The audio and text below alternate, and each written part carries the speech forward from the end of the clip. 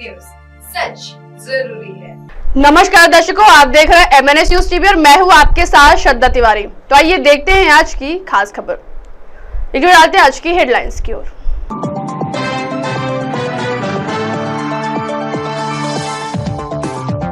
दीक्षा भूमि परिसर में सुरक्षा के लिहाज से प्रवेश पर लगी रोक। रितिका मालू की गिरफ्तारी गैर कानूनी। काम मत कराओ, प्रमोशन दे दो। आइए देखते हैं खबरें विस्तार से। दीक्षा भूमि परिसर में सुरक्षा के लिहाज से प्रवेश पर लगी रोक।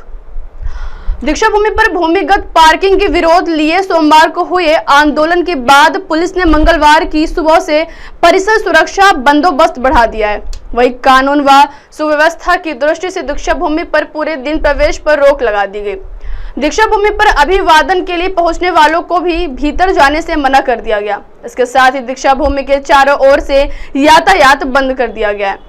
शाम 7 बजे के बाद ही इन मार्गों पर यातायात शुरू किया गया, लेकिन प्रवेश गेट बंद रखा गया था। दीक्षा भूमि के नए विकास प्रारूप के अनुसार प्रस्तावित भूमिगत पार्किंग के विरोध में सोमवार को बड़ी संख्या में अनुयायी पहुंचे थे, जिसके बाद हजारों अम्बेडकरी अनुयायियों ने दीक्षा भूमि के निर्माणाधीन स्थल परिसर में प्रवेश कर तीव्र आंदोलन किया। इसके बाद संतप्त लोगों ने निर्माण स्थल की सेंटरिंग और सामान की तोड़फोड़ शुरू कर दी थी। कुछ लोगों ने सेटिंग को आग लगा दी। इसके कारण सोमवार को पूरे दिन परिसर में तनाव का वातावरण था।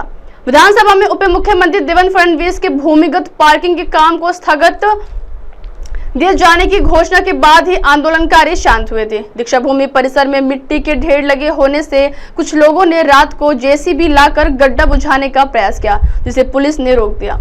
लेकिन मंगलवार को संभावित अप्रिय घटना को रोकने के लिए पुलिस ने सुबह से ही संपूर्ण परिसर में आने जाने पर रोक लगा दी। आइए बढ़ते अगली खबर की ओर। रितिका मालू की गिरफ्तारी गैर कानूनी।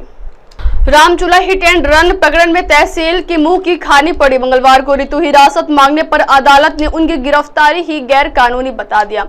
अदालत के निर्देश के इस रितु की तत्काल रिहाई भी हो गई। जिस अदालत ने रितु को जमानत दी थी, उससे ही वो रद्द के बाद गिरफ्तार किया जाना चाहिए था।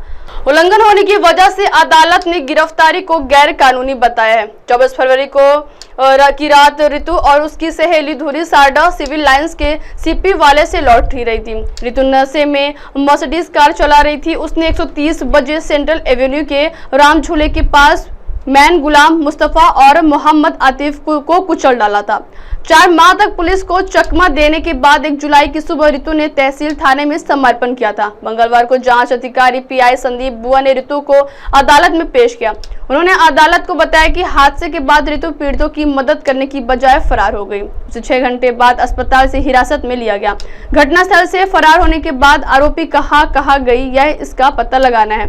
रितु को सबूत नष्ट करने में मदद करने वालों के नाम उजागर करने हैं। रितु जांच में सहयोग नहीं कर रही। आइए बढ़ते अगली खबर की ओर।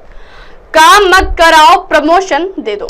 नागपुर महानगर पालिका में कुछ विभाग ऐसे हैं जो अपनी जिम्मेदारियों से हाथ झटकते नजर आ रहे हैं। संबंधित विभाग के प्रमुख भी काम निकलने पर कभी कोर्ट का तो कभी पारिवारिक कारण बताकर काम काटते नजर आएंगे, लेकिन जैसे प्रमोशन की बात होती है वैसे ही खुद को उसके लिए पात्र बताते नजर आएंगे। डिपुटेशन पर आए कुछ अधिकारियों का भी यही हाल है। मुख्य अभियंता के सेवानिवृत्त होने के बाद डिपुटेशन पर आई अधिकारी की नजर उस कक्ष पर थी। ऐसे में मनपा के एक कर्मचारी ने कहा कि यहाँ तो ऐसा चल रहा है कि काम के बारे में मत कहो, बस उन्हें प्रमोशन दे दो। काम तो कर्मचारी करेंगे, मलाई अधिकारी खाएंगे। अब आप हमारे न्यूज चैनल को आपके मोबाइल पर भी देख सकते हैं। मोबाइल पर देखने के लिए प्ले स्टोर से MNS news TV app download करें। इंस्टा, हाई, ट्विटर जैसे कई सोशल मीडिया प्लेटफॉर्म पर हमारा चैनल उपलब्ध है।